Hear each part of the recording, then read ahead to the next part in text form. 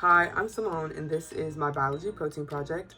So for this protein project, I was assigned the Piezo 1 protein with the mutation of arginine to histidine.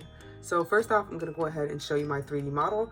Now, I did make mine out of Play-Doh and allowed to kind of dry overnight, but due to its malleable nature and things like that, it's just not an exact replica of what it looks like, and I'll talk about that a little bit here in the beginning and then more in the end as well. So first off, here is my project. Or my 3D model, sorry. And as you can see, there's like these blades, and on these blades, there's these branches. Now, in most pictures or images that you'll see of the structure of the Piezo 1 protein, these branches are typically like the same color as the blade, but I went ahead and made them a different color just to kind of dramatize the fact that they do have these branches and these channels. Now, of course, it's not like this. The blades are rather flat, but the blades are comprised of all of these like little spirals and things like that. So I just took some like curled pieces of paper, and so the flat spiraled nature of these are really able to kind of depict what is really within the blades and the intracellular helical layer and things like that. And so yeah, and then I just have this like the center with the receptor and the gates and stuff like that. So without further ado, let's just get into it. So the normal function of the Piezo 1 protein is to help sense local changes in fluid pressure within non-sensory organs by sending electrical signals.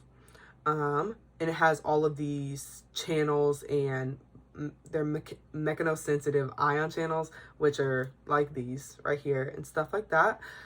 So I went ahead and categorized the type of function that this protein holds as transport. Some people could more so categorize it as a receptor because it is like its sister protein, Piezo 2, which does give us like sense of touch and allow us to feel like those gentle sensations. But due to its transport of like the ions and calcium, which we'll kind of get to a little bit later in the video, and as well as those electrical signals that it sends, I went ahead and categorized it as a transport protein. So as I said, the protein is found within those non-sensory organs. Those are going to be the heart, lungs, skin, bladder, kidney, liver, all of those things of that nature.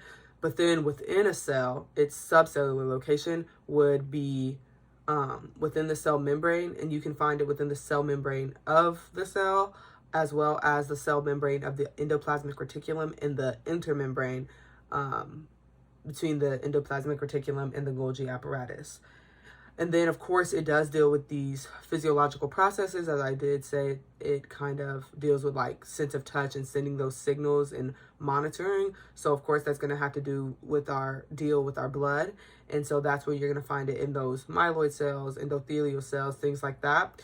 The protein itself is a eukaryotic cell, meaning it will be found in human and animal blood. So the type of change that this protein has, that I decided to categorize it as, would be more active. It can also become less active, but more than not, you'll see it in a more activated state, which can have positive or negative effects. But I went ahead and categorized it as a more active change. So as I said, it can also be less active. The arginine and histidine mutation can render the protein essentially useless, and it'll die throughout like development in those like physiological processes. But more often than not, you will see it in this more active state where you do have these like receptor like gates here. And so basically, typically these gates have a movement like this. The gates are opening and closing, and they're monitoring the flow of these positively charged ions, these calcium, all the signals they're sending, things like that. However, when the mutation occurs, it slows down these channels. It slows down these gates. So what you have now are these, and just so much calcium and positively charged ions can flow through since the gates are moving slower, which essentially makes our mutation and the effects that it has. So as although the calcium, those positively charged ions are just now allowed to flow through, that contributes to this major dehydration of the protein, and that dehydration can be beneficial, but more often than not, it's not. But a lot of times the dehydration in the protein does kind of create this disease-resistant protein. So it is helpful in cases of like malaria and diseases like that in third world countries. but other times it, it dehydrates, and that'll lead to all of these other problems, which I will get into more so in the end of the video. Then the Piezo 1 protein does have the structure of a trimeric propeller-like structure. So it's like fan blades. As you can see, these blades are curved and they're going so like a fan. And when the mutation occurs, the structure does not change. However, as I said, the function does, slowing the rate of movement for those channels and the entering of all of those ions. And the main functional groups on the amino acid side chain of the original Piezo 1 protein are hydrogen, carbon, and the amine group. It is typically, or originally, a hydrophilic protein. It is positively charged, and compared to the standard amino acid groups, it is larger. And the type of interactions that it can participate in are like those water bonds, those hydrophilic bonds. Due to its own attraction to water, it can form those kind of bonds. And then arginine itself can form and contribute to those ionic bonds because it is polar covalent and positively charged itself. And then the main amino acid functional groups in the histidine mutation, so now we're talking about the mutation, it's very similar to arginine, but you have the hydrogen, the carbon, and the amine group. But in this amine group, you have a carbon ring. And so that carbon ring does make it slightly larger than its original version, just the typical Piezo 1 arginine before the histidine mutation. So therefore, it is also larger than the typical amino acid groups that you will see. And it is still hydrophilic, but the histidine mutation can be positively or negatively charged depending on its pH. So yeah, it can still kind of form those hydrogen, hydrophilic, ionic, water bonds, things like that, because it's polar covalent and positively charged as well, just as previously before. However, depending on like that pH range, and due to the mutation itself, because all of that calcium is flowing in, the mutation itself is stiffer and it's less flexible, which would make sense, because if you have the gates like this, they're flexible, they're moving, but it slows everything down. So it's like less mobile, if you want to take it like that. Okay, so as I said, the mutation does affect the protein through these high amounts of calcium, and it can contribute to this large amount of dehydration, which can be beneficial to diseases like malaria and fighting that off, like that resistance that it builds up. But more often than not, you will kind of experience a different set of problems in those organisms being like humans.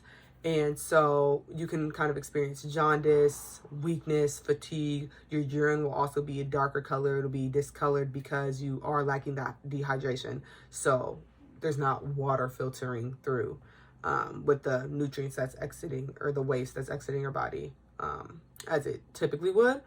And then moreover, you can get like specific things like dehydrated hereditary stomatocytosis, which is this excess of iron essentially because of like all the calcium and stuff and the dehydration combination.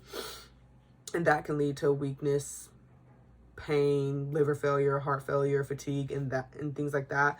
And then the Piezo 1 protein also does play a large part in erythrocyte volume homeostasis, which is essentially just the salt and water regulation within your body. And so that salt and water regulation is what helps to maintain our hemoglobin count, which is found within our blood. As I said, it deals with these physiological processes. It's in the endothelial cells, the red blood cells, things like that. So it is going to be dealing with our blood. So that monitors our hemoglobin count and the range that it falls in. So it can have detrimental effects there as well when the mutation does change. So now we're going to talk about just a little bit the mutations of my model. As I said, my model is made of Play-Doh. Therefore, it is fragile, and due to its malleable nature, I can't really fully depict a uniform image of the protein. And then also I cannot fully depict the movement due to my the materials that I use and things like that.